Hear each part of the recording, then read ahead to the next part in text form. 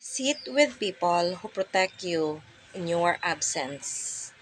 Napakaganda nito mga palangga na pwede nating maging salamin sa ating daily activities as human. Kasi alam naman natin na ngayon, malimit na lang or parang konti na lang yung mga taong tunay sa paligid natin. Aaminin man natin o hindi, ganyan na talaga ang buhay. Kasi nga, nangyayari ang ganyan dahil sa tinatawag na kompetisyon. So, ang lahat ng tao dahil kailangan nilang makipag-compete for survival and for something na para umangat. Kaya may mga ganyan na mga nangyayari sa ating mga buhay-buhay.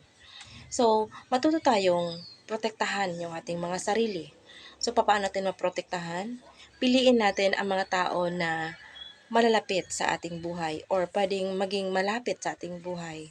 No, huwag tayo basta-basta mag-jump dun sa relationship or dun sa friendship na kung saan ay hindi mo alam kung ano yung tunay na pakay or kung ano yung parang baka siya lang yung maging dahilan upang malagay ka sa alanganin. So, ganyan lang mga palangga na kailangan yung ating mga kaibigan na ating kukunin or ating magiging, yung mapapalapit sa ating mga buhay-buhay ay yung kaya tayong ipaglaban. Nandiyan man tayo sa harapan or tayo ay nakatalikod. Nasa present man tayo, in fairness, na nasa malapit man lang or